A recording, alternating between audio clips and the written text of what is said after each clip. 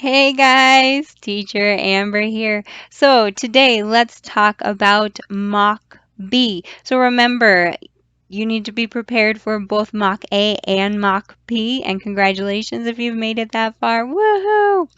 And when you get to your mock lesson, your mock instructor is going to let you know which one you will be teaching. So be prepared for both, practice both of them. All right, so I don't have the slides will not be shown here on YouTube, so make sure that you open up your slides and follow along. And let's get started. So on the very first slide, it's a rapport building slide, an introduction slide. That's where you want to build rapport, get to know the student.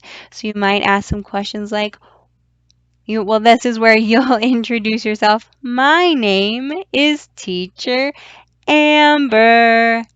Amber. What is your name? How how are you?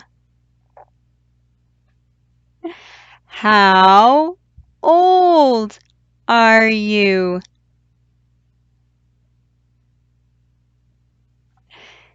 Then you'll move on to slide number 2, which is the reward slide. This is a My Toys reward. You can use this or you can use something of your own. It is interactive, so there will be a button at the bottom of the screen that looks like a present on each slide. So if you're ready to go give them a reward, click on the present button to go back to the reward. And then there's also when you get to the reward slide, a forward button that you click on that, and that will take you back to the slide that you were just at. So here you would simply just say, when you do a good job, you get a toy, or whatever it is that you are giving them for a reward. Slide number 3. So the words in orange, you would circle them, and then you would have the student repeat them at least 2 times. So what that might look, so this is it's I vocabulary. So think of the I, the introduction, the I do part. I'm saying, they're repeating, I'm modeling. Kite. Good. Doll.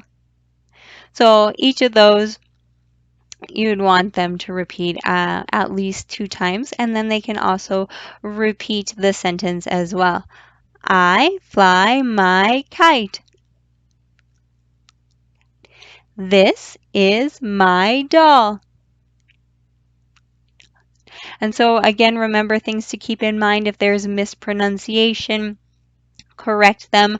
You don't need to correct them more than once. If they're not repeating the whole sentence, make sure that they're repeating it. If they can't repeat the whole sentence, you can break it down by 1 or 2 words at a time, having them repeat it. And let's move on to the next slide. All right, so then the next slide is P for practice, and this is where we're practicing the vocabulary. So this is, think of it as the we do stage, but again, even though it's meant to be we do, pay attention to your students and adjust. If they still need more I do, they're not getting it on their own, model it for them more. If they are ready to move on and it's really easy for them, let them do it by themselves. So again, you'd have them repeat the words again. Doll. And I would circle the word doll. Okay. She flies a. And then the student would finish the sentence and draw a line. Okay, so this time they get to see part of the sentence, but there's a blank after she flies a blank. So they get part of it and they finish it off. Kite. This is her. Good. Remember to give rewards, so this you can make sure that you're giving at least 2 or 3 words during this time, you could click on the present, go back, give a toy, or if you have something else to give them like stars or just actual toys that you're going to say, you get a toy rather than going back to the screen, whatever you decide to do. All right, so then the next one is A, vocabulary. So this is where the application piece, this is the you do, where technically they should be able to do it on their own, but we know that students are at different levels. So if they still need more you do or I do practice, feel free to stay there. So again, having them repeat the words that are in the box, kite, doll, and then asking the question. So I would circle the picture of the doll. What is it? And then they'll answer and they drag the word to match the doll. So again, remember if they're just saying doll or kite, to get them to answer in a complete sentence, you might just give them motions. You might start the sentence to say this, and then to give them a cue to repeat it. Sometimes you will just have to say the entire thing and they'll repeat it. So it just depends on your students. And then you'll do the same thing with the kite. Then you move on to slides with verbs. So I verb, so in introduction, I think is what it's called. I could be wrong, but just think of it as I do. And so the verb that you're working on is fly. So again, have them repeat the verb a couple times with, motions and silly voices, anything that you can think of to make it fun, props. And then have them repeat each of the sentences. He flies a kite. Good. And then there are a couple other sentences on here that you would have them repeat. Then we go into the practice or the we do for the verb fly. And so again, it has the sentences that they're going to say, but there's a blank in it. So repeat the two forms of the word fly. Fly, flies. And then they fill in the blank. So you say, she a kite. So she flies a kite. And then they drag the correct word. So there are three sentences here. They choose whether they're going to use fly or flies, and they fill in the blank. You could also ask the question here, who flies a kite? And then they have the sentence, she flies. Then they say, she flies a kite. Okay, so the third slide on the verb is the application. Again, where the student is doing it on their own. And this one has audio speakers. So there are 3 audio speakers that you'll see that you click one at a time. So I like to circle the one that I'm clicking so that the students know which one they're listening to, because they're going to have to drag and drop. So I'll circle the one that I'm having them listen to. I'll click it. They'll listen to the audio and then repeat it and drag. So you can ask the question, who flies a kite? Circle and click the audio. Then they repeat, he flies a kite. And then they drag and drop each of the pictures. So there are 3 of those.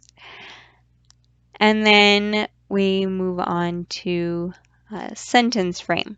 So the first one is an introduction. So you could model the conversation first. Do you throw a ball? Yes, I throw a ball. And have them repeat both the question and the answer. And then ask them, do you throw a ball? And sometimes I'll even put a little box around the sentence that they're answering that I want them to say.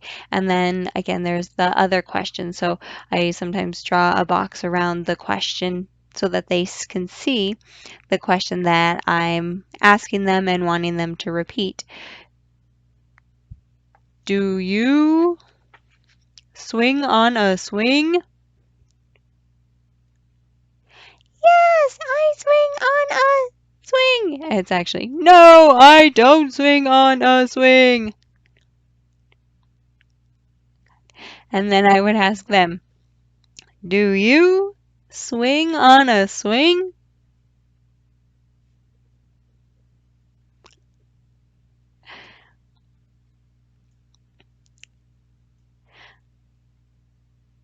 And then practice. So we do asking the question. So here they have, um, yes, I blank. No, I don't blank. So they're filling in the rest. So I'd ask them, do you fly a kite?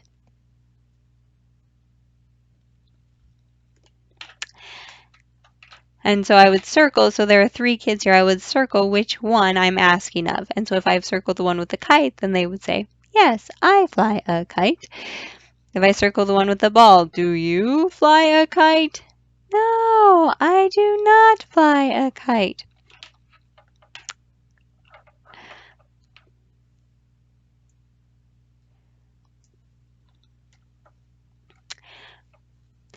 And then here is the application, so them doing it on their own. So asking the question, and then there's no sentence frame. They answer in a complete sentence. Do they fly a kite?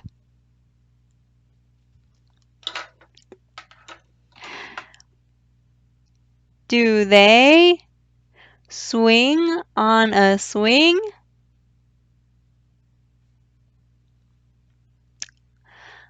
Does he throw a ball?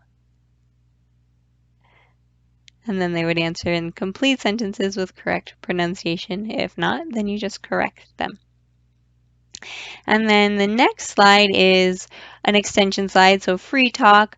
If they need more practice on the target sentences, you can review those. You can ask extension questions about the pictures. So I might say here again, does she throw a ball? Do they fly a kite? I might even ask, do you like to fly a kite? Or do you fly a kite?